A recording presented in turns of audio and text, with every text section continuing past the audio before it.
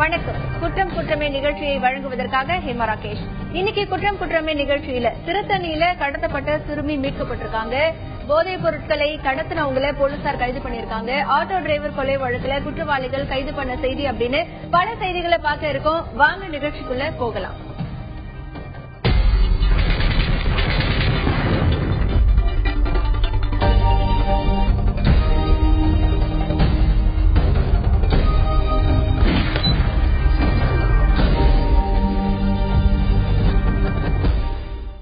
LIC மாதிரி policy திட்டம் ஒன்று ஆரம்பிச்சிருக்கோம். நீங்களும் வந்து இணைஞ்சு இதில் பண்ணினீங்கன்னா எல்லாத்துக்கும் நல்ல ஒரு நடக்க வேலை வாய்ப்பு கொடுப்போம் அப்படின்னு சொல்லி சொன்னாங்க. நாங்க சேரல, திரும்ப கம்பல் பண்ணி எங்களை சேர்த்தாங்க. நாங்களும் சேர்ந்தோம். அதுலயே வந்து வட்டி தருவதா, அதிக வட்டி தருவதா, நாங்க பணம் தர்றோம், நீங்க பணம் போடுங்க, லட்சக்கணக்கில் போட்டீங்கன்னா நாங்க 8 வட்டி 10 வட்டி தருவோம் அப்படின்னு சொல்லி எல்லாத்துக்கிட்டும் பணம் வசூல் பண்ண சொன்னாங்க. நாங்களும் வசூல் பண்ணி போட்டோம். 1-2 மாசம் வட்டி எல்லாம் கொடுத்தாங்க. நாங்களும் வாங்கினோம். கிட்டத்தட்ட 36 கோடி ரூபாய்க்கு மேல வசூல் பண்ணாங்க. இந்த ஊருக்குள்ள மட்டும் 12 கோடி ரூபாய்க்கு மேல வசூல் பண்ணாரு. ஆனந்த்ங்கிறவர் வசூல் பண்ணாரு. வசூல் பண்ணிட்டு இங்க இருந்து டக்குனு என்னன்னா கம்பெனி எடுத்து மூடிட்டு கல்கட்டா போறோம், அங்க போறோம் ஓடிப்பிட்டாங்க.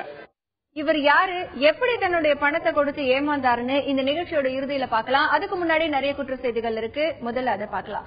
கார்ல கடத்தின யூகேஜி சிறுமியை போலீசார் பத்திரமா மீட்டதோட கடத்தல ஈடுபட்ட 5 பேரை கைது பண்ணிருக்காங்க. பணத்துக்கு ஆசைப்பட்டு சிறுமியை கடத்தினதா விசாரணையில தெரிய வந்திருக்கு.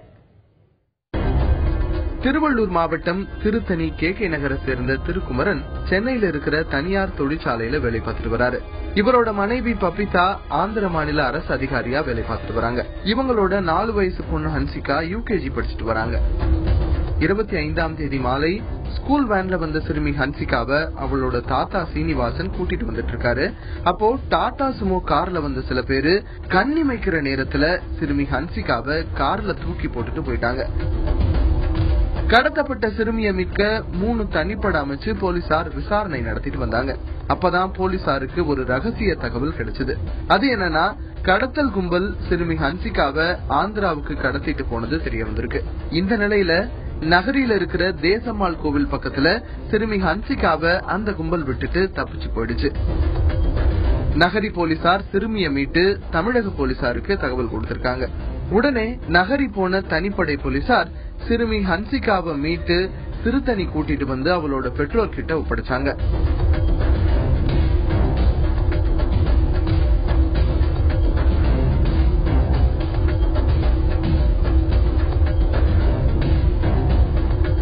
கடத்தலை பத்தி போலீஸ் விசாரிக்கும் போதுதான் திருத்தணி சுப்பிரமணியம் நகரை சேர்ந்த விமல்ராஜ், கௌதமன், முருகேசன், சதீஷ், ராஜு ஆகியோரை கைது பண்ணாங்க. விசாரணையில பணத்துக்கு ஆசைப்பட்டு கடத்தல்ல ஈடுபட்டது தெரிய வந்திருக்கு. இவங்க 5 பேரையும் போலீசார் நீதிமன்றத்தில் ஆஜர்படுத்தி சிறையில் அடைச்சிருக்காங்க. பணத்துக்காக சிறுமியை கடத்தினத 5 பேர் கைதானதை பத்தி செய்தியை பார்த்தோம். இந்த சம்பவத்துல பல முக்கியமான தகவல் நமக்கு கிடைச்சிருக்கு. அது என்ன அப்படிங்கறத இப்ப பார்க்கலாம். கைதானவங்கள்ல விமல்ராஜ் மட்டும் செயின் பறிப்பு, வீடு புகுந்து கேஸ் சிலிண்டர் திருடுறது போன்ற பல செயல்கள்ல ஈடுபட்டதா சொல்றாங்க. அவர் மேல காவல் நிலையத்துல வழக்கும் பதிவு பண்ணிருக்காங்க. ஆனா மீதம் இருக்கிற கௌதம், முருகேசன், சதீஷ், ராஜு இவங்க எல்லாத்துக்கும் இதுதான் முதல் தடவையா இது போன்ற திருட்டு செயல்ல ஈடுபட்டிருக்காங்க. அதாவது முதலா குற்ற செயல்ல ஈடுபடுறவங்க. இந்த 4 பேருமே 10வது 12வது தான் படிச்சிருக்காங்க. வேலை கிடைக்காம திருத்தணியில சும்மாவே சுத்திட்டு இருந்தாங்களாம். கௌதம் சிறுமி ஹன்சிகாவோட வீட்டுக்கு பக்கத்துல இருக்கிறாராம். திருக்குமரன், பபிதா இவங்க 2 பேருமே நல்ல வேலையில இருக்கிறதுனால இவங்க பொண்ணு ஹன்சிகாவை கடத்தினா லட்சக்கணக்கில் நம்ம பணம் கேட்கலாம் அப்படின்னு கௌதம் தான் திட்டம் போட்டதா சொல்றாங்க. இந்த திட்டத்தை விமல்ராஜ் தான் முன்னின்று நடத்திருக்காரு. இவங்க கடத்தலுக்கு கார் தேவைப்பட்டதுனால முனுசாமி அப்படிங்கிறவர்கிட்ட போய் காரை வாடகைக்கு கேட்டிருக்காங்க. முனுசாமியோட டாடா சுமோ காரை தான் இவங்க கடத்தலுக்கு பயன்படுத்திருக்காங்க. சிறுமி கடத்தப்பட்டதுக்கு பின்னாடி தன் கிட்ட இருந்து விமல்ராஜ், கௌதம், முருகேசன், சதீஷ், ராஜு இவங்க கார் வாங்கிட்டு போனத முனுசாமி போலீஸ் கிட்ட சொல்லிருக்காரு. அந்த தகவல் தான் இவங்களை பிடிக்க போலீசாருக்கு கிடைச்ச தகவல்னு சொல்றாங்க. ஈரோட்ல கோவில் பக்கத்துல ஒருத்தர் கழுத்தறுத்து கொலை செய்யப்பட்டிருக்கிற சம்பவம் பெரிய பரபரப்பை ஏற்படுத்தியிருக்கு. சத்தியமங்கலத்தை அடுத்த பண்ணாரியம்மன் கோவில் தெப்பக்குளம் கிட்ட தலையில காயத்தோடையும் கழுத்தறுப்பட்ட நிலையிலையும் சடலம் ஒண்ணு கிடந்திருக்கு. சடலத்தோட பக்கத்துல மது பாட்டில்கள் மற்றும் டம்ளர்களும் சிதறி இருந்திருக்கு. விசாரணையில பார்த்தா கொலை செய்யப்பட்டவர் திருப்பூரை சேர்ந்த பாண்டியன்கிறது கண்டுபிடிக்கப்பட்டிருக்கு. பண்ணாரியில திருமண நிகழ்ச்சிக்கு வந்தவங்க குடி போதையில ஏற்பட்ட தகராறுல இந்த கொலையை பண்ணாங்களா அப்படிங்கிற கோணத்துல போலீசார் விசாரணையை நடத்திட்டு இருக்காங்க. மேலும் சம்பவ இடத்துல மோப்பனாய் தடயவியல் நிபுணர்கள் சோதனையை பண்ணினாங்க. கோவில் வளாகத்துல நடந்திருக்கிற இந்த சம்பவம் அந்த பகுதி மக்கள் கிட்ட ஒரு மிகப்பெரிய அச்சத்தை ஏற்படுத்தியிருக்கு. சென்னையில ஆட்டோ டிரைவர் ஒருவர் தலையில கல்ல போட்டு கொலை செய்யப்பட்ட வழக்குல அவருடைய நண்பர்கள் 5 பேரை போலீசார் கைது பண்ணிருக்காங்க. சென்னை வெளிவாக்கம் நியூ ஆவடி ரோட் பகுதியைச் சேர்ந்தவர் மதன்குமார். ஆட்டோ ஓட்டுநரான மதன்குமார் மேல கொலை முயற்சி, கொள்ளை போன்ற வழக்குகள் நிலுவையில இருக்கு. இந்த நிலையில தான் 24ஆம் தேதி இரவு கோவில் திருவிழாவில் கலந்துக்கு போன மதன் 25ஆம் தேதி கழிவறையில சடலமா கிடந்தாரு. இது தொடர்பா வழக்கு பதிவு பண்ண போலீசார் விசாரணை நடத்திட்டு வந்தாங்க. மதன்குமார் கொலையானப்போ அவரோட நண்பர்கள் சிலர் தலைமறைவாயிட்டாங்க. விசாரணையில பார்த்தா அவங்கதான் மதன்குமாரை கொலை பண்ணது தெரிய வந்தது. இதையடுத்து வில்லிவாக்கத்துல பதுங்கி இருந்த சுரேஷ், செல்வம், அரவிந்த், மதன், விபாசன் ஆகியோரை போலீசார் கைது பண்ணிருக்காங்க. இவங்க போலீஸ் கிட்ட கொடுத்த வாக்குமூலத்துல குடி போதையில தங்களோட குடும்பத்தை பத்தி மதன்குமார் தரைகுறைவா பேசியதால அவரை கொலை பண்ணதா சொல்லிருக்காங்க. இப்போ நடக்கிற குற்ற செயல்களை பார்க்கும் பொழுது அவங்களுக்கு பின்னணி குற்ற செயல்களை செய்வதற்கான சூழ்நிலை ஒரு பக்கம் இருக்கு. அதே சமயத்துல போதையில தான் என்ன செய்யறோம் அப்படிங்கறத தெரியாம பண்ணிட்டு அதுக்கடுத்து அவங்க தண்டனையை வாங்குறவங்களும் இருக்காங்க. இப்ப முன்னாடி நம்ம பார்த்த சம்பவம் அப்படிதான் இருக்கு. இன்னும் ஒரு சில சம்பவங்கள் பார்த்தா படிச்சவங்களே நிறைய குற்ற செயல்கள்ல ஈடுபடுறதா நம்ம நிறைய விஷயங்களை பாத்துட்டு இருக்கோம். அப்போ ஒரு சமூக சூழல், குடும்ப வறுமை அப்படிங்கறத தாண்டி குற்ற செயல்ல ஈடுபடுறாங்க, படிச்சவங்களும் ஈடுபடுறாங்க. அப்போ இதற்கு உளவியல் காரணமா என்ன இருக்கும் அப்படிங்கறத இன்னைக்கு உளவியல் உலகம் பகுதியில கேட்கலாம்.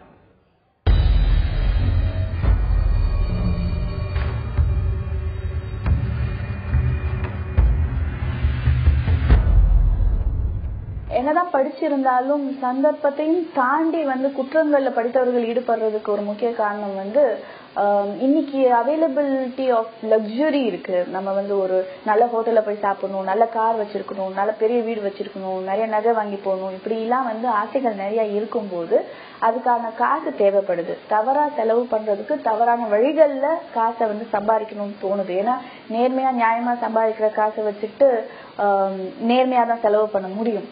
சோ அந்த தேவைக்காக, தன்னுடைய தேவையை பூர்த்தி செய்யறதுக்காக தானும் சொசைட்டில ஒரு அந்தஸ்த ரொம்ப குறுக்கு வழியில அடையணும் அப்படின்ற காரணத்துக்காக நிறைய தவறுகள் நடந்துகிட்டு இருக்கு.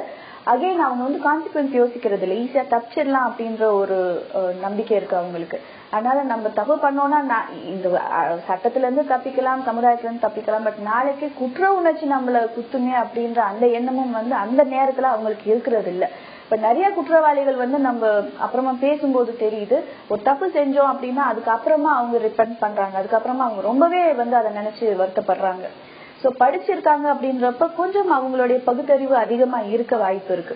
சோ இது நல்லது கெட்டது வேணும் வேணாம் அப்படின்னு பகுத்தறிஞ்சு ஒரு காரியத்தை செய்யறது இந்த மாதிரி குற்றங்கள் செய்யாம இருக்க வழிவகுக்கும். பாலிசி திட்டம் ஒண்ணு ஆரம்பிச்சிருக்கோம், நீங்களும் இணைஞ்சு இதை பண்ணினீங்கன்னா எல்லாத்துக்கும் நல்லது ஒரு நடக்க வேலை வாய்ப்பு கொடுப்போம் அப்படின்னு சொல்லி சொன்னாங்க. நாங்க சேரல, திரும்ப கம்பல் பண்ணி எங்களை சேர்த்தாங்க, நாங்களும் சேர்ந்தோம். அதுலயே வட்டி தருவத, அதிக வட்டி தருவத நாங்க பணம் தர்றோம், நீங்க பணம் போடுங்க, லட்சக்கணக்கில் போட்டீங்கன்னா நாங்க 8 வட்டி 10 வட்டி தருவோம் அப்படின்னு சொல்லி எல்லாத்துட்டும் பணம் வசூல் பண்ண சொன்னாங்க. நாங்களும் வசூல் பண்ணி போட்டோம். 1-2 மாசம் வட்டி எல்லாம் கொடுத்தாங்க, நாங்களும் வாங்கினோம். கிட்டத்தட்ட 36 கோடி ரூபாய்க்கு மேல வசூல் பண்ணாங்க. இந்த ஊருக்குள்ள மட்டும் 12 கோடி ரூபாய்க்கு மேல வசூல் பண்ணாரு. ஆனந்த்கிறவர் வசூல் பண்ணாரு. வசூல் பண்ணிட்டு இங்க இருந்து டக்குனு என்னன்னா கம்பெனி எடுத்து மூடிட்டு கல்கட்டா போறேன் அங்க போறேன்னு ஓடிவிட்டாங்க. இவர் முதலீடு செஞ்ச பணத்தை எப்படி ஏமாந்தாரு அப்படிங்கறத கொஞ்ச நேரத்துல விவரமா பார்க்கலாம். இன்னும் சில குற்ற செய்திகள் இருக்கு, முதல்ல அதை பார்க்கலாம். சிலை கடத்தல் மன்னன் சுபாஷ் கபூர் விசாரணைக்காக ஜெயங்கொண்டம் நீதிமன்றத்தில் ஆஜர்படுத்தப்பட்டார். அமெரிக்காவில குடியுரிமை பெற்ற சுபாஷ் கபூர் அப்படிங்கிறவரு நியூயார்க், லண்டன், தாய்லாந்து, துபாய் போன்ற பல நாடுகள்ல கலை பொருட்கள் விற்பனை செய்யற ஆர்ட் கேலரி நடத்திட்டு வராரு. அரியலூர் மாவட்டம் சுத்தமல்லி கிராமத்துல இருக்கிற வரதராஜ பெருமாள் கோவில்ல சிலைகளை திருடி வெளிநாட்டுல பல கோடி ரூபாய்க்கு விற்பனை செஞ்சதா இவர் மேல குற்றச்சாட்டு இருக்கு. அதாவது சுபாஷ் கபூருக்கு தேவையான சிலையை கப்பல்ல அனுப்பி வச்ச சஞ்சீவி அசோகன் அப்படிங்கிறவரு போலீஸ் வாக்குமூலம் கொடுத்திருக்காரு. அதன் பேர்ல சுபாஷ் கபூரை போலீசார் கைது பண்ணாங்க. 2012ஆம் வருஷம் அக்டோபர் மாசம் 30ஆம் தேதி ஜெர்மனியில இன்டர்போல் உதவியோட கைது பண்ணாங்க. விமானம் மூலம் சென்னைக்கு கொண்டு வரப்பட்ட அவரு நீதிமன்றத்துல ஆஜர்படுத்தப்பட்டு சிறையில அடைக்கப்பட்டார். விசாரணைக்காக சிலை கடத்தல் மன்னன் சுபாஷ் கபூர் இன்னைக்கு நீதிமன்றத்துல ஆஜர்படுத்தப்பட்டார். பல வருஷமா தமிழ்நாடு மற்றும் இன்டர்போல் போலீசாரால் சர்வதேச அளவில் தேடப்பட்டு வந்த சிலை கடத்தல் குற்றவாளி தான் சுபாஷ் கபூர். யார் இந்த சுபாஷ் கபூர், அவரோட பின்னணி என்ன, இந்த தொகுப்புல பார்க்கலாம். சுமார் 30 வருஷத்துக்கு முன்னாடி அமெரிக்கால குடியேறின இந்தியர் தான் சுபாஷ் கபூர். இந்தியால, குறிப்பா தென்னிந்தியால இருந்து சிலைகளை கடத்திட்டு போய் நியூயார்க்ல உள்ள தன்னோட ஆர்ட் ஆஃப் தி பாஸ்ட் அப்படிங்கிற கேலரி மூலமா வித்து பல கோடி ரூபாய் சம்பாதிச்சிருக்காருன்னு இவர் மேல குற்றச்சாட்டு இருக்கு. 2005ஆம் ஆண்டு செப்டம்பர் மாசம் சென்னை வந்த சுபாஷ் கபூர் பழங்கால சிலைகள் விற்பனை செய்யற சிரஞ்சீவி அசோகன் அப்படின்றவரை சந்திச்சு தனக்கு 9ஆம் நூற்றாண்டு முதல் 13ஆம் நூற்றாண்டு வரையிலான சோழர் காலத்து பழங்கால சிலைகள் வேணும்னு சொல்லியிருக்காரு. இதுக்காக அசோகன் தொல்பொருள் ஆய்வுத்துறையின் புத்தகங்கள், வரைபடங்கள் இப்படி எல்லாத்தையும் ஆய்வு செஞ்சு அரியலூர் மாவட்டம் ஸ்ரீபுரந்தான் கோவில்ல பாதுகாப்பு இல்லாம பழங்கால சாமி சிலைகள் இருக்கிறத கண்டுபிடிச்சிருக்காரு. அந்த கோவில் எப்பயுமே பூட்டி இருக்கும், பூஜை எதுவும் நடக்காம இருக்கிறத தெரிஞ்சுக்கிட்ட அசோகன் அங்க இருக்கிற சிலைகளை திருட தீர்மானிச்சு 2 ஆட்களையும் தேர்வு செஞ்சிருக்காரு. அந்த 2 பேரும் 2006ஆம் ஆண்டு ஜனவரி மாதம் நடு ராத்திரியில ஸ்ரீபுரந்தான் கோவில்ல கதவின் பூட்டை உடைச்சு உள்ளே நுழைஞ்சாங்க. அங்க இருந்த 8 சாமி சிலைகள்ல நடராஜர் உள்ளிட்ட 3 சாமி சிலைகளை திருடிட்டு போயிட்டாங்க. இந்த சிலைகள் கப்பல் மூலம் நியூயார்க் நகர்ல உள்ள சுபாஷ் கபூரின் பழங்கால சிலைகள் விற்பனை மையத்துக்கு அனுப்பி வைக்கப்பட்டது. மேலும் 4 மாசங்கள் கழிச்சு மீதி இருக்கிற சிலைகளையும் திருடிட்டு போயிருக்காங்க. இந்த சிலை திருட்டுக்காக லட்சக்கணக்கான ரூபாய் சுபாஷ் கபூர் வங்கி கணக்கிலிருந்து அசோகன் வங்கி கணக்கிற்கு பரிமாற்றம் செய்யப்பட்டிருக்கு. 2006ஆம் ஆண்டு முதல் 2008ஆம் ஆண்டு வரைக்கும் அரியலூர் மாவட்டம் சுத்தமல்லி, ஸ்ரீபுரந்தான் கிராமங்கள்ல மொத்தம் 18 சிலைகள் கொள்ளையடிக்கப்பட்டிருக்கு. அதோட மதிப்பு 100 கோடி ரூபாய்க்கும் மேல இருக்கும்னு சொல்றாங்க. இந்த நிலையில தான் 2011ஆம் ஆண்டு அக்டோபர் 30ஆம் தேதி ஜெர்மனியின் தலைநகர் பிராங்க்ஃபர்ட்ல நடந்த ஒரு கண்காட்சியில கலந்துகிட்ட சுபாஷ் கபூரை ஜெர்மனி போலீசார் கைது பண்ணிருக்காங்க. தமிழக போலீஸ் கடந்த 4 ஆண்டுகளா நடத்திய கடுமையான போராட்டத்துக்கு பின்னாடி சுபாஷ் கபூர் கைதாகி அரியலூர் நீதிமன்றத்தில் ஆஜர்படுத்தப்பட்டு சிறையில அடைக்கப்பட்டார். இந்த சுபாஷ் கபூர் மூலமா நிறைய சிலைகள் நம்ம தமிழகத்துல இருக்கக்கூடிய, அது யாருமே பக்கத்துல போக முடியாத பல கோவில்கள், கண்காணிப்பு இல்லாத கோவில்கள்ல இருக்கக்கூடிய சிலைகள் எல்லாமே வெளிநாட்டுக்கு கொள்ளையடிக்கப்பட்டிருக்கு. இந்த ஸ்ரீபுரத்தான் கோவிலில் இருந்து எடுத்து செல்லப்பட்ட, அதாவது சட்டவிரோதமா எடுத்து செல்லப்பட்ட நடராஜர் சிலை ஆஸ்திரேலியாவில் இருக்கக்கூடிய நேஷனல் ஆர்ட் கேலரியில வச்சிருந்தாங்க. அதற்கப்புறம் இந்த சுபாஷ் கபூர் கைது செய்யப்பட்ட சம்பவத்திற்கு பின்னாடி அந்த ஆஸ்திரேலியா ஆர்ட் கேலரியில இருக்கக்கூடிய அந்த நடராஜர் சிலை நம்முடைய இந்தியாவிற்கு திரும்ப அனுப்பப்படும் அப்படின்னு சொல்லியிருக்காங்க. சரி, இப்ப அடுத்த செய்தியை பார்க்கலாம். திருப்பத்தூர்ல தனியார் பள்ளியில இருந்து பணம் கொள்ளையடிக்கப்பட்ட சம்பவம் பரபரப்பை ஏற்படுத்தி இருக்கு. வேலூர் மாவட்டம் நாற்றம்பள்ளி காந்திபுரத்துல தனியார் மெட்ரிகுலேஷன் பள்ளி இயங்கிட்டு வருது. இந்த பள்ளியோட தாளாளர் அசோகன் அலுவலக அறைக்கு நேற்று 11 மணிக்கு போறார். அப்போ அறையில இருந்த பீரோவை உடைச்சு அதுல இருந்து 71,000 ரூபாய் பணம் கொள்ள போனது தெரிய வந்திருக்கு. அதிர்ச்சியான அவரு போலீஸ் கிட்ட தகவல் சொல்லிருக்காரு. பள்ளியோட சுற்றுச்சுவர் மேல ஏறி உள்ளே வந்து கொள்ளையடிச்சுட்டு போயிருக்கலாம்னு சொல்றாங்க. இத பத்தி போலீசார் விசாரணை நடத்திட்டு வராங்க. மருந்து கடை உரிமையாளரோட வீட்டுல 20 சவர நகை, 65,000 ரூபாய் பணத்தை கொள்ளையடிச்சிட்டு போனவங்களை போலீசார் தேடிட்டு வராங்க. திண்டுக்கல் மாவட்டம் பழைய வத்தலகுண்டை சேர்ந்தவர் தான் செந்தில்குமார். இவரு வத்தலகுண்டு மெயின் ரோட்ல மருந்து கடையை நடத்திட்டு வர்றாரு. அதே பகுதியில தான் செந்தில்குமாரோட வீடுமே இருக்கு.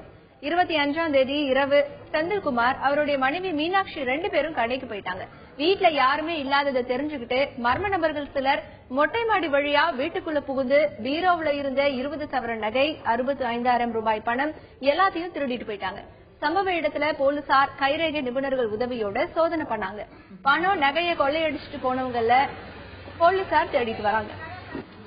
நேற்று இரவு நாங்கள் 2:45 நானும் என் மனைவி கடையில் இருந்தோம். அந்த நேரத்தில் எங்க வீட்டுல யாரும் உள்ள புகுந்து பணம் மற்றும் நகையை திருடிட்டாங்க. தமிழ்நாடு, கர்நாடகா, ஆந்திரா இந்த 3 மாநிலங்கள்ல கொலை, கொள்ளை, ஆழ்கடத்தல், வழிப்பறி இப்படி பல வழக்குகள்ல தேடிட்டு வந்த குற்றவாளிய தனிப்படை போலீசார் கைது பண்ணிருக்காங்க. தனியார் மருத்துவமனையில சிகிச்சை பெற்று வந்த போது அந்த குற்றவாளிய போலீசார் பிடிச்சிருக்காங்க. அது எப்படின்னு அவங்களே சொல்றாங்க, கேட்கலாம்.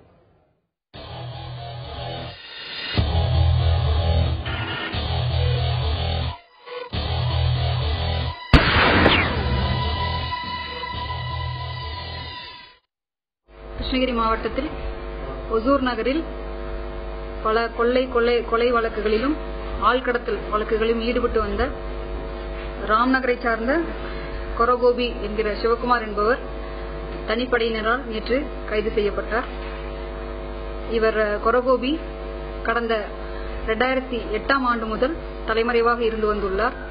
இவரை பிடிப்பதற்காக மேற்கு மண்டல ஐஜி அவர்களின் உத்தரவின்படியும் சேலம் சரக காவல்துறை துறை தலைவர் அவர்களின் வழிகாட்டுதலின்படியும் இரு கோபி டிஎஸ்பி ஒசூர் அவர்களின் மேற்பார்வையில் ஒரு தனிப்படை அமைக்கப்பட்டது. கடந்த 6 மாதங்களாக தீவிரமாக அவர் தேடப்பட்டு வந்தார். தீவிர தேடுதலின் பேரில் நேற்று அவர் கைது செய்யப்பட்டுள்ளார்.